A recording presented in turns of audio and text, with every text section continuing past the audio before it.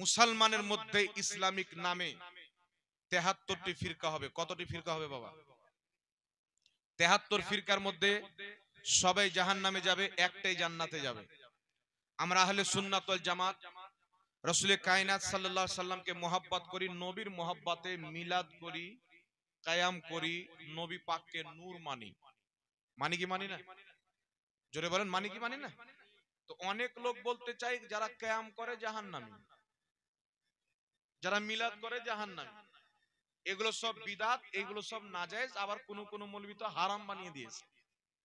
বর্ধমানের দিকে একটা গোপাল ভাড়া আছে, বলছে আমাকে কেউ যদি জিজ্ঞাসা করে তাহলে আমি বলবো আমার নজরে আমার এতি ক্যাম করা হারাম। তো তোর নিকটে ক্যাম করা হারাম মানে কি? শরীয়তটা কি আব্বা মাওলানা শওকত সাহেবের? দলিল দিতে হবে যে অমুক দলিল আছে ক্যাম করা হারাম না, কি বলেন? কিন্তু আলহামদুলিল্লাহ আমি এক জায়গাতে জালসাতে গিয়েছিলাম, সেই জালসা করছি, দুইজন আলিম স্টেজে আসলেন। দুইজন হচ্ছে বাবা দেওবন্দি মতে। আমার পাশে এসে বসলেন, বলছেন হুজুর ক্যাম করা যে আপনি মুস্তাহাব, আমি মুস্তাহাব বলেছিলাম, মুস্তাহাব বললেন, এর দলিলটা দিয়ে যান। তো আমি বললাম যে আপনারা কে ভাই, কোন মাকতাবায়ে ফিকরকে ফলো করেন? আজকে তো কেউ আহলে হাদিস, কেউ দেওবন্দি, কেউ বারেলভি, তো তোমরা কি? আমি জিজ্ঞাসা করলাম, মানে যেই দলের বলবে ওই দলের কিতাব দিয়ে বাঁশটা দেওয়া হবে। তো বলছেন আলহামদুলিল্লাহ আমরা ওলমায়ে দেওবন্দকে ফলো করি। আমরা ওলমায়ে দেওবন্দকে মানো তো, ফের পিছে হটবে না তো? আমার গাড়িতে কিতাব সব সময় কয়েকটা রাখা থাকে। কিতাব আনালাম, কিতাবটির নাম হচ্ছে আল মুহান্নাদ আলাল মুফান্নাদ। ওলমায়ে দেওবন্দের 30 জনের চাইতে বেশি ওলমায়ে কেরামের সিগনেচার রয়েছে। তার মধ্যে আশরাফ আলী থানভী সাহেব পর্যন্ত সিগনেচার করেছে। সেই কিতাবের ৭১ পৃষ্ঠার মধ্যে স্পষ্ট ভাবে লেখা আছে কায়াম করা মুস্তাহাসান। সুবহানাল্লাহ বলেন। সুবহানাল্লাহ। কিভাবে লেখা আছে যে কায়াম কা ইনকার মুনাসিব নেহি মালুম হতি, মানে কায়ামকে অস্বীকার করা এটা সঠিক মনে হয় না। কিউকে কায়ামে মজকুরা কো, যে কায়াম আমরা করি, এই কায়ামকে बहुत सारे आइम्माए किराम ने मुस्ताहसन करार दिया है।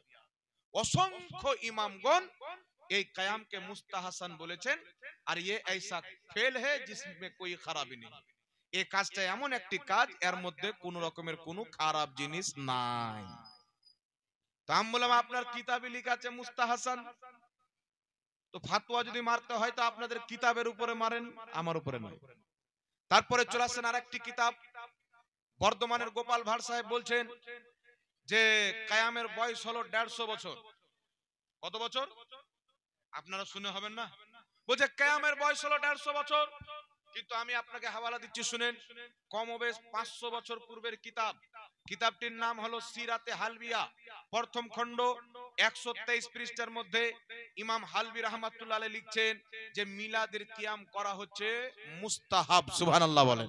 সুবহানাল্লাহ। আরেকটি কিতাব, কিতাবটির বয়স কমবেশ 450 বা 450 বছর, আখবারুল আখিয়ার, লেখকের নাম ইমাম আব্দুল হক মুহাদ্দিস তেহলভী রাহমাতুল্লাহ আলাইহি। সেই কিতাবের মধ্যে 634 পৃষ্ঠার মধ্যে লিখতেছেন যে কিয়াম করা অতি উত্তম কাজ, সওয়াবের কাজ, নেকির কাজ। জোরে বলেন সুবহানাল্লাহ। সুবহানাল্লাহ। তো 500 বছর পূর্বের কিতাবে লেখা আছে কিয়াম করা যায়, 450 বছর পূর্বের কিতাবে লেখা আছে কিয়াম করা যায়, আর মৌলভী বলছেন কিয়ামের বয়স হলো 150 বছর। তাহলে তার দাবিটা সত্য হলো না মিথ্যা হলো? মিথ্যা হলো কিনা? এখন কিয়ামটা আসলো কোথায় থেকে? আমার যতটুকু বিদ্যা আছে, কিয়ামের বয়স 450 বছর নয়, 500 বছর নয়, 150 বছর নয়, কিয়ামের বয়স হচ্ছে 1450 বছর। সুবহানাল্লাহ। 1450 বছর পুরাতন কিয়াম। কি করে? কিতাবটির নাম বুখারী শরীফ, বাবুল কিয়াম। আল্লাহর নবী সাল্লাল্লাহু আলাইহি সাল্লাম একজন সাহাবাকে, কিছু সাহাবার সরদার বানিয়েছিলেন, আরবিতে যাকে সৈয়দ বলা হয়, নেতা বানিয়েছিলেন। তো সমস্ত সাহাবা বসে আছেন, নবীও বসে আছেন। ওই সাহাবী যখন আসছেন, উনি যখন সাওয়ারি থেকে নামলেন, তো আল্লাহর নবী বলছেন কুমু ইলা সাইয়্যিদুকুম, তোমরা তোমাদের সরদারের জন্য দাঁড়িয়ে যাও, তোমরা তোমাদের সরদারের জন্য দাঁড়িয়ে যাও। সমস্ত সাহাবা দাঁড়িয়ে গেলেন। হাদিস বুখারীর মধ্যে মনে রাখেন। এখন প্রশ্ন হচ্ছে, এই যে হাদিস, এই হাদিসে যে সাহাবায়ে কেরামকে নবী দাঁড়াতে বললেন, এটা কি সম্মানের জন্য ছিল? ইমাম ইবনে হাজার আসকালানি বুখারী শরীফের শারা ফাতহুল বারির মধ্যে লিখতেছেন এই কিয়ামটা ছিল সম্মান অর্থে, জোরে বলতে হবে সুবহানাল্লাহ। সুবহানাল্লাহ। আরেকটি কিতাব আপনাকে বলে দিই, ইমাম নববী রাহমাতুল্লাহ লেখা কিতাব, কিতাবটির নাম হলো আল কিয়ামু লি আহলিল ফজল, সম্মানিত ব্যক্তির সম্মানে দাঁড়ানো। এই কিতাবটার নাম দিয়ে কিতাব লিখেছেন। সেই কিতাবের মধ্যে বলছেন আল্লাহর নবী সাহাবায়ে কেরামকে দাঁড়াতে বললেন। এই কিয়ামটা অন্য কোনো কারণে ছিল না, এই কিয়াম ছিল তাদের নেতার সম্মানের জন্য। একটু জোরে বলতে হবে সুবহানাল্লাহ। সুবহানাল্লাহ। তারপরে চলে আসেন আরেকটি হাদিস, কিতাবটির নাম মিশকাত শরীফ, বাবু মা জাআ ফিল কিয়াম। এই অধ্যায়ের মধ্যে হাদিসটি লিপিবদ্ধ, হাদিসের সনদ হচ্ছে সহিহ। সাহাবায়ে কেরাম বলেন আমরা সবাই বসে থাকতাম আল্লাহর নবীর মজলিসে। আল্লাহর নবী যখন উঠে যেতে লাগতেন কুমনা কিয়ামা, আমরা সবাই নবীর সম্মানে দাঁড়িয়ে যেতাম। অতক্ষণ পর্যন্ত দাঁড়িয়ে থাকতাম যতক্ষণ পর্যন্ত রাসূলে পাক নিজের হুজরা স্ত্রীগণের মধ্যে কোনো একজনের ঘরের মধ্যে পরিবেশ না করতেন। আমরা সবাই দাঁড়িয়ে থাকতাম। ইমাম নববী রাহমাতুল্লাহ আলাইহি আল কিয়ামু লি আহলিল ফজল কিতাবের মধ্যে বলছেন এই কিয়ামটাও নবীর সম্মানে ছিল। জোরে বলেন সুবহানাল্লাহ। সুবহানাল্লাহ। আরেকটি সহিহ হাদিস, কিতাবটির নাম হচ্ছে আবু দাউদ শরীফ। এই হাদিসটিকে নাসিরউদ্দিন আলবানী সহিহ আবু দাউদের মধ্যে সহিহ বলেছেন। আল্লাহর নবীর সাহাবী বলছেন যখন রাসূলে কায়নাত সাল্লাল্লাহু আলাইহি ওয়াসাল্লামের নিকটে হযরতে ফাতেমা আসতেন, হযরতে ফাতেমাকে দেখে আমার নবী দাঁড়িয়ে যেতেন। হযরতে ফাতেমার নিকটে যখন রাসূলে পাক আসতেন, রাসূলে পাককে দেখে ফাতেমা দাঁড়িয়ে যেতেন। হযরতে ফাতেমা নবী পাকের হাতকে চুমুন দিতেন। এই হাদিসকে উল্লেখ করে ইমাম নববী রাহমাতুল্লাহ আলাইহি বলছেন এটাও প্রমাণিত যে নবী ফাতেমার সম্মানে দাঁড়িয়েছেন, ফাতেমা নবীর সম্মানে দাঁড়িয়েছেন। এই রকম একাধিক হাদিস পাওয়া যায়, যার কারণে ইমাম বাইহাকি রাহমাতুল্লাহ আলাইহির বক্তব্য ইমাম ইবনে হাজার আসকালানি ফাতহুল বারির মধ্যে উল্লেখ করে বলেছেন। ইমাম বাইহাকি বলছেন ন্যায় পরায়ণ বাদশার জন্য, সম্মানিত ব্যক্তির জন্য পীর মাশায়েখের সম্মানে দাঁড়িয়ে কিয়াম করা বৈধ আছেন, সম্মানে দাঁড়ানো জায়েজ আছেন। ইমাম ইবনে হাজার আসকালানি ফাতহুল বারির মধ্যে নিজের মত পোষণ করেছেন যে এই যে হাদিস, এই হাদিস থেকে প্রমাণ হয় যে কোন মুসলিমকে আসছেন তাকে দেখে দাঁড়িয়ে গেল সম্মানে আর সালাম দিল, এটা নাজায়েজ হবে না। ইমাম ইবনে হাজার আসকালানি বলছেন এটা হবে মুস্তাহাব অর্থাৎ সওয়াবের কাজ। জোরে বলতে হবে সুবহানাল্লাহ। সুবহানাল্লাহ। এর কারণে ইমাম হালবি রাহমাতুল্লাহ আলাইহি সিরাতে হালবিয়া প্রথম খণ্ড 123 পৃষ্ঠা, বাইরুত লেবাননের ছাপ, সেই কিতাবের মধ্যে লিখতেছেন মিলাদের কিয়াম করা হচ্ছে মুস্তাহাব। তার কারণে ইমাম মুল্লা আলী কারি নিজের কিতাব মিশকাতে সারা মিরকাতের মধ্যে দীর্ঘ আলোচনা করে সারমর্ম বয়ান করেছেন আল কিয়ামু আলা ওয়াজহিল বিররি ওয়াল ইকরামে জায়েজুন, সম্মানিত ব্যক্তির সম্মান অর্থে কিয়াম করা দাঁড়ানো জায়েজ আছেন। এখন প্রশ্ন হলো সাহাবা দাঁড়িয়েছেন নবীকে দেখে, ফাতেমা দাঁড়িয়েছেন নবীকে দেখে, নবী দাঁড়িয়েছেন ফাতেমাকে দেখে, তোমরা কি নবীকে দেখতে পাও? তোমাদের সামনে কি নবী আসে? তাহলে তোমরা কেন দাঁড়াও? ইমাম কাজী আয়াজ রাহমাতুল্লাহ আলাইহি নিজের কিতাব শেফা শরীফের মধ্যে লিখতেছেন যেইভাবে সাহাবায়ে কেরাম রাসূলে কায়নাতকে দেখে সম্মান করেছেন, একই ভাবে কিয়ামত পর্যন্ত না দেখে সম্মান করা জায়েজ আছে। বলেন সুবহানাল্লাহ। সুবহানাল্লাহ। আর একটু জোরে হবে না সুবহানাল্লাহ? সুবহানাল্লাহ। এইজন্য বিরাদর ইসলাম আমরা নবী পাককে না দেখে নবীর মহব্বতে দাঁড়াই। সুবহানাল্লাহ হবে না? দ্বিতীয় নাম্বার প্রশ্ন হচ্ছে ইয়া নবী সালামু আলাইকা কোন হাদিসে আছে? এটা প্রশ্ন আছে কি না? সর্বপ্রথমে একটা কথা মনে রাখবেন, দুরুদ এবং সালাম সরাসরি হাদিসে থাকা শর্ত নয়। যারা বলতে চায় হাদিসে নাই তাই বিদআত জাহান্নামে যেতে হবে, যারা এই কথা বলতে চায়, আমার একটা চ্যালেঞ্জ থাকলো সাল্লাল্লাহু আলাইহি ওয়াসাল্লাম কোন হাদিস আছে দেখাও। হাদিস কাকে বলে? মৌলভী সাহেব স্টেজে উঠে গেল, স্টেজে উঠার পর বলছেন এটা হচ্ছে নবীর দেওয়া টুপি, এটা হচ্ছে ভারতের মৌলভীদের টুপি, কোনটা নেবেন? সবাই বলবেন নবীরটা নেব, স্বাভাবিক ব্যাপার নাকি বলেন? তো বলছে দুরুদে ইব্রাহিম আল্লাহুম্মা সাল্লি আলা মুহাম্মাদিন ওয়া আলা আলি মুহাম্মাদ কামা সাল্লাইতা আলা ইব্রাহিম ওয়া আলা আলি ইব্রাহিম ইন্নাকা হামিদুম মাজিদ, এটা নবীর দেওয়া দুরুদ। আর ইয়া নবী সালামু আলাইকা এটা হচ্ছে মৌলভীদের দেওয়া দুরুদ, তো আপনি কোনটা নেবেন? তো পাবলিক বলছে যে নবীর দেওয়াটা নেব। তবে এখানে একটা কথা মনে রাখবেন, মৌলভী যদি এটা দিয়ে থাকেন তাহলে মৌলভী নিজের বাপের শানে বানিয়ে দেয়নি, নবী পাকের শানে বানিয়ে দিয়েছে। সুবহানাল্লাহ।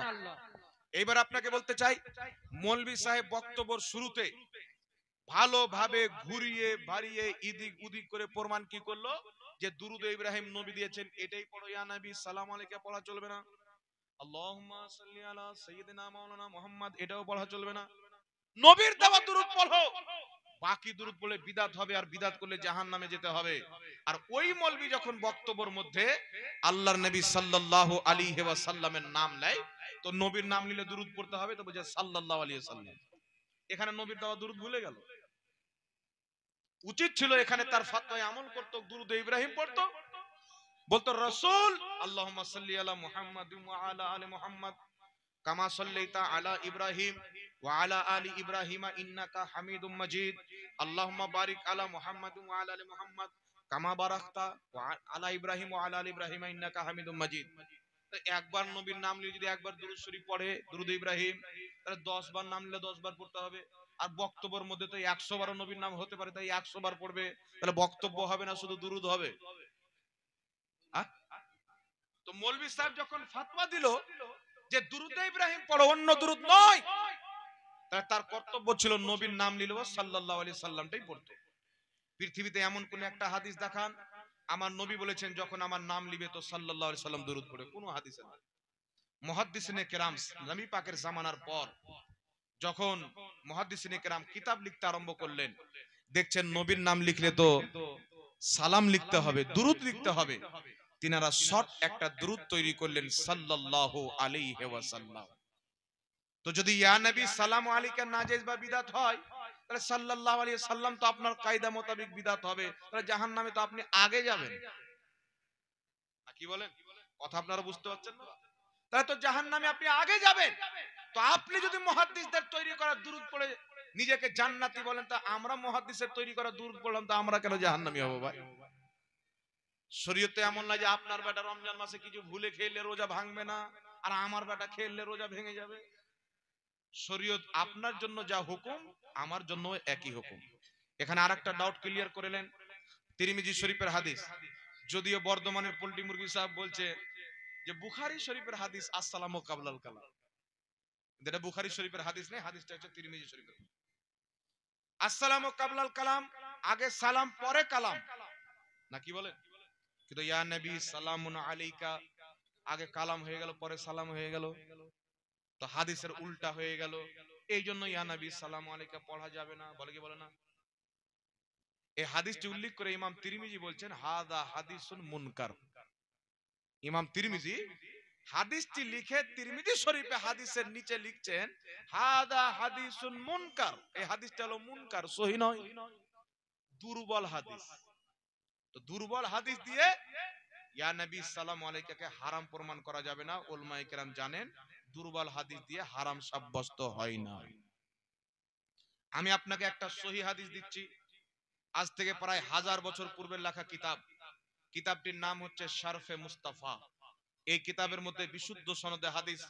আরেকটি কিতাব হচ্ছেন তারিখে জুরজানি, ইমাম জুরজানি রাহমাতুল্লাহ আলাইহি তারিখে জুরজানির মধ্যে কি হাদিসটি লিপিবদ্ধ করেছেন সনদ সহ। হাদিসটি কি?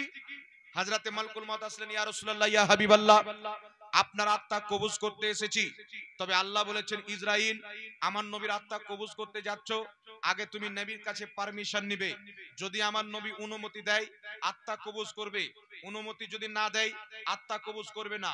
এই কথা হযরতে মালকুল মউত বলতেছিলেন, এমনি সময়তে হযরতে জিবরিল আলাইহিস সালাম সাইয়্যিদুল মালাইকা উপস্থিত হয়ে গেলেন, অবতরণ করলেন। তিনি সঙ্গে সঙ্গে নবী পাকের দরবারে হাজির হয়ে বলছেন ইয়া মুহাম্মদ আলাইকাস সালাম। কি বলছেন? ইয়া মুহাম্মদ আলাইকাস সালাম। তারিখে জুরজানির মধ্যে লেখা আছে ইয়া আহমদ আলাইকাস সালাম, আর শারফে মুস্তাফাতে লেখা আছে বললেন ইয়া মুহাম্মদ আলাইকাস সালাম। দুটোতে নাম আগে সালাম পরে। তো আমার নবী পাক বললেন না জিবরিল তুমি ভুল সালাম দিয়েছো, আগে নাম পরে সালাম করেছো, সালামটা চেঞ্জ করো, আগে সালাম করো পরে নাম লাও। আমার আপনার নবী বলছেন ওয়া আলাইকুমুস সালাম, আমার নবী উত্তর দিয়ে সেটাকে সহিহ প্রমাণ করলেন। এটা সমস্ত উলামায়ে কেরাম জানেন। হাদিস হলো তিন প্রকার, একটা হচ্ছে কওলি হাদিস, একটি হচ্ছে ফেইলি হাদিস, একটি হচ্ছে তাকরিরি হাদিস। আমার নবী যেগুলো বলেছেন সেগুলো হচ্ছে কওলি হাদিস, আমার নবী যেগুলো করেছেন সেইগুলো হচ্ছে ফেইলি হাদিস। আমার নবীর সামনে কেউ কিছু করলো বললো, আমার নবী সমর্থন করলেন, তাকে বলা হয় তাকরিরি হাদিস। নবী পাকের তাকরিরি হাদিস দ্বারা স্পষ্ট প্রমাণিত আগে নবীর নাম নিয়ে পরে সালাম করা, আগে ইয়া মুহাম্মদ বলা পরে সালাম করা, আগে ইয়া নবী বলা পরে সালাম করা, আগে ইয়া হাবিব বলা পরে সালাম করা, এটা বিদআত নয়, হযরতে জিবরিল আলাইহিস সালামের সুন্নাত। জোরে বলুন সুবহানাল্লাহ। সুবহানাল্লাহ। কথা বুঝতে পারছেন কি বলেন? তো একটা সহিহ হাদিসের সামনে যে আমল সহিহ হাদিস দ্বারা প্রমাণিত, দুর্বল হাদিস দিয়ে ওই আমলকে অবৈধ প্রমাণ করা যাবে। কথা আমার বুঝতে পারছেন কি বলেন না বাবা? আরেকটি হাদিস আপনাকে শুনাই। কিতাবটির নাম হচ্ছে দালাইলুন নবুয়াত, লেখকের নাম হচ্ছে ইমাম বাইহাকি। দালাইলুন নবুয়াত নামে দুটি কিতাব আছে, একটি ইমাম আবু নঈম আসবাহানির লেখা কিতাব দালাইলুন নবুয়াত, একটি ইমাম বাইহাকি রাহমাতুল্লাহ আলাইহির লেখা কিতাব দালাইলুন নবুয়াত। ইমাম বাইহাকির লেখা কিতাব খণ্ড নম্বর 5, সেই কিতাবের মধ্যে হাদিস, একজন ব্যক্তি নবীর দরবারে আসলেন, আসার পরে বলছেন ইয়া রাসূলুল্লাহি আসসালামু আলাইকা কাইফা আন, ইয়া রাসূলুল্লাহি আসসালামু আলাইকা, হে আল্লাহর রাসূল আপনার প্রতি সালাম। আমার নবী বললেন না এইভাবে কেন সালাম দিচ্ছ, আগে নাম নিয়ে পরে সালাম। ওটাও নবী পাক সমর্থন করলেন। সে বলছে হুজুর আমার ব্যাপারে কিছু বলেন, এভাবে এসে তিনি সালাম দিলেন। একাধিক কিতাবের মধ্যে অসংখ্য হাদিস রয়েছেন, সাহাবাই কেরাম আগে নাম পরে সালাম পাঠ করেছেন। একটু জোরে হবে না সুবহানাল্লাহ? সুবহানাল্লাহ। আর একটা কথা এখানে বলা হয়, কুরআনুল কারীমের মধ্যে আছে আইয়ুহান নবী, ইয়া আইয়ুহান নবী, আছে না নাই? আল্লাহ পাক যেখানে নবী পাককে স্মরণ করেছেন, কোথাও ইয়া আইয়ুহার রাসূল, কোথাও ইয়া আইয়ুহাল মুজাম্মিল, কোথাও ইয়া আইয়ুহাল মুদাথথির, কোথাও ইয়া আইয়ুহান নবী। তো আল্লাহ পাক নবী পাককে কি সুন্দর সম্মান দিয়ে ডেকেছেন, ইয়া আইয়ুহান নবী, হে সম্মানিত নবী। আর বেটা তুমি ইয়া নবী বলছো, নবীকে অপমান করছো। এটাও মৌলভী সাহেবের বক্তব্য শুনতে পাওয়া যায়। আচ্ছা বলেন তো বাবা, ইয়া আইয়ুহান নবী মানে কি বললো? হে সম্মানিত নবী। তাহলে কোরআন পাকের মধ্যে আছে ইয়া আইয়ুহাল কাফিরুন, তাহলে তার কথা অনুযায়ী অর্থ কি হবে? হে সম্মানিত কাফির। নাউজুবিল্লাহ বলেন। কথা বুঝতে পারছেন? যে আল্লাহ কি সুন্দর সম্মান দিয়ে নবীকে ডেকেছেন, ইয়া আইয়ুহান নবী, হে সম্মানিত নবী। তাহলে ইয়া আইয়ুহাল কাফির এর অর্থ কি হবে? হে সম্মানিত কাফির। তো জোলহা মৌলভী সালামকে নাজেজ করার জন্য কোরআন পাকের মানা চেঞ্জ করছে, অর্থকে চেঞ্জ করছে। এই জন্য বিরাদর ইসলাম, ইয়া আইয়ুহান নবী এর অর্থ কি, ইয়া নবীর অর্থ কি, আমি এই ফয়সালা করব না। স্টেজে উলামায়ে কিরাম দেখছেন সবাই একটি কিতাব পড়েছেন, কিতাবটির নাম হচ্ছে শারহে জামি। কিতাবটির নাম কি? শারহে জামি। কিতাবের মধ্যে লেখা আছে ইদা ক্বালা ইয়া রাজুল ফামানাহু কামানা ইয়া আইয়ুহার রাজুল, ইয়া আইয়ুহার রাজুল বলে যেই মানা হয়, ইয়া রাজুল বলেও একই মানা হয়। ইয়া আইয়ুহান নবীর যেটা মানা, ইয়া নবীরও সেটাই মানা। জোরে বলতে হবে সুবহানাল্লাহ। সুবহানাল্লাহ। কথা বুঝতে পারছেন বাবা?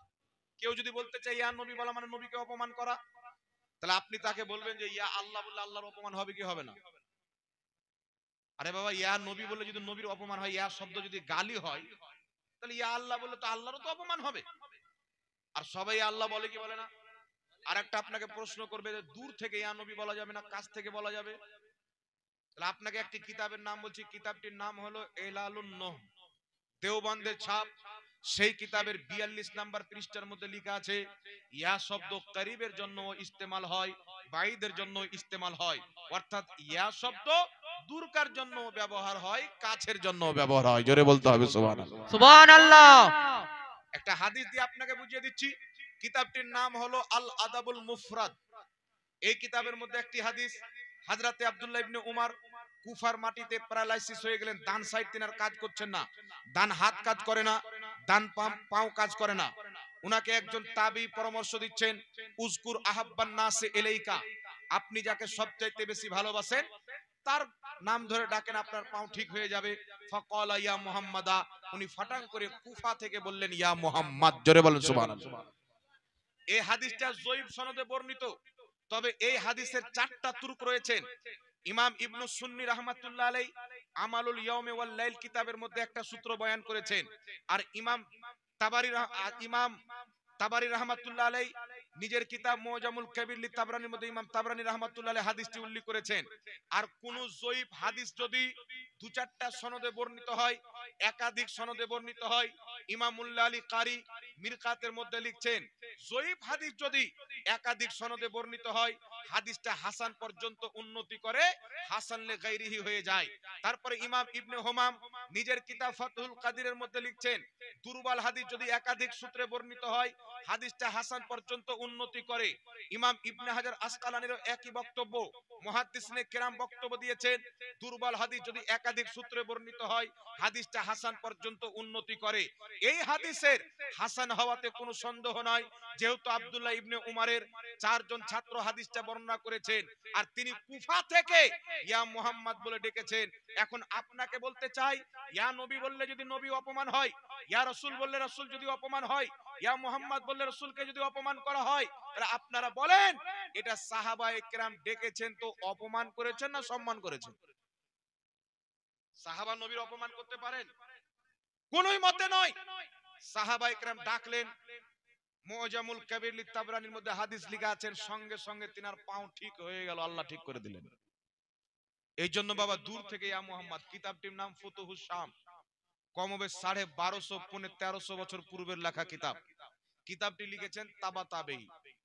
এই কিতাবের মধ্যে হাদিস, হযরতে খালিদ বিন ওয়ালিদ রোম দেশে মার্কেট করার জন্য এসেছিলেন। হঠাৎ করে কাফিররা হামলা করলেন, কয়েক হাজার কাফির, আর ইনারা মাত্র 100 জন ছিলেন। হযরতে খালিদ বিন ওয়ালিদ পাহাড়ের চুটির উপরে চাপলেন, আমার নবী রওজা মুবারকে দিয়ে মুখ করে বলছেন ইয়া রাসূলুল্লাহ ইয়া মুহাম্মাদা, ইয়া রাসূলুল্লাহ ইয়া মুহাম্মাদা, ইয়া রাসূলুল্লাহ ইয়া মুহাম্মাদা।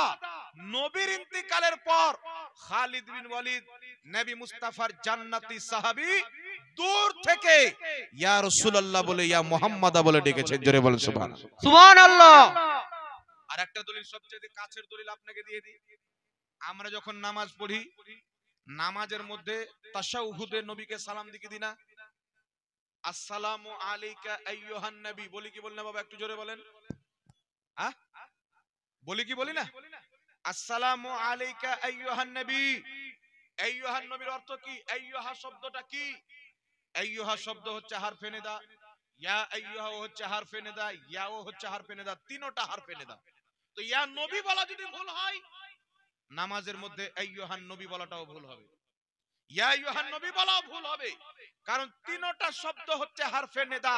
তো নামাজের মধ্যে আমরা নবী পাককে ইয়া নবী বলি। জোরে বলেন সুবহানাল্লাহ। সুবহানাল্লাহ। কথা আমার বুঝতে পারছেন কি পারেন না বাবা? এই জন্য মুহাদ্দিসিনে কেরাম, ফুকাহায়ে কেরাম রাসূল পাক সাল্লাল্লাহু আলাইহি সাল্লামকে দাঁড়িয়ে সালাম দেওয়া মুস্তাহাব এবং মুস্তাহাসান দুটোই কওল আছে। একটু চিৎকার করে বলতে হবে সুবহানাল্লাহ। সুবহানাল্লাহ। আর একটা কথা বলি বাবা, বাংলাদেশের একজন মৌলভী সাহেবকে দেখলাম যুক্তি দিচ্ছেন যে নামাজের মধ্যে আমরা নবীকে বসে সালাম দিই। সবাই জানেন ইমানের পর সর্বোচ্চ ইবাদত হচ্ছে নামাজ। নামাজ যখন আমরা পড়ি, কেরাত করলাম দাঁড়িয়ে, তাসবিহ পাঠ করছি তো দাঁড়িয়ে, দাঁড়ানোর অবস্থায়, রুকুর অবস্থাতে, সাজদার অবস্থাতে, কিন্তু সালাম যখন দিচ্ছি তখন বসে, তাশাহুদ যখন পড়ছি বসে। নামাজ সর্বোচ্চ ইবাদত, নামাজ ফরজ করেছেন আল্লাহ, শিখিয়েছেন রাসূলুল্লাহ। তো আমরা নামাজের মধ্যে যে বসে সালাম দিই, নবী শিখিয়েছেন নবীকে বসে সালাম দেওয়াতে, আর আপনি দাঁড়িয়ে সালাম দিচ্ছেন, তো বিদআত হবে না? আচ্ছা বলেন তো বাবা, যেই মৌলভী এই কথা বলছেন, ওই মৌলভী সাহেবের বাপ দাদার মধ্যে কেউ তো মারা গেছেন। আরে দাদা না বললে দাদার বাপ তো মারা গেছে, তাহলে ওর জানাজার নামাজ পড়েছিল তো নবী পাকের প্রতি দুরূদ সালাম দাঁড়িয়ে পড়েছিল না বসে? জোরে বলেন। জানাজার নামাজে দুরূদ আছে না নাই? সালাম আছে না নাই? আল্লাহুম্মা সাল্লি আলা মুহাম্মাদ, এই দুরূদটা আছে জানাজার নামাজে? আছে না? এটা দাঁড়িয়ে পড়ায় না বসে পড়া হয়? আসসালামু আলাইকুম ওয়া রাহমাতুল্লাহ, আসসালামু আলাইকুম ওয়া রাহমাতুল্লাহ, বসে হয় না দাঁড়িয়ে? একজন ব্যক্তির সাথে আমার তর্ক হচ্ছিল, বলছে হুজুর এই সালামটা আমরা ফেরেশতাকে দিই, নবীকে দিই না। আমি বললাম ফেরেশতাকে যদি দাঁড়িয়ে সালাম দেওয়া জায়েজ হয়, তো নবীকে কেন নাজেজ হবে? নবীকে দাঁড়িয়ে সালাম দেওয়া যদি বিদআত হয়ে যায়, তাহলে ফেরেশতাকে দাঁড়িয়ে সালাম দেওয়া ডবল বিদআত হবে, কারণ নবীর চাইতে ফজিলতে ফেরেশতারা কম, না কি বলেন বাবা? এই জন্য মৌলভী সাহেব ভুলে গেছেন যে নামাজ তো বসে পড়ি, কিন্তু জানাজার নামাজটা দাঁড়িয়ে পড়ি। কথা বুঝতে পারছেন? আল্লাহ পাক বুঝার তৌফিক দান করুক, সকল পড়ুন আল্লাহুম্মা আমিন। এই জন্য দাঁড়িয়ে নবী পাককে সালাম দেওয়া এটা ফরজ নয়, এটা ওয়াজিব নয়, মুস্তাহাব। যারা করবে নেকি পাবে, যে করবে না তার গুনাহ হবে না। যারা হারাম নাজায়েজ বলবে, করনেওয়ালাকে জাহান্নামী মনে করবে, সে নিজেই জাহান্নামে যাবে। কথা বুঝতে পেরেছেন?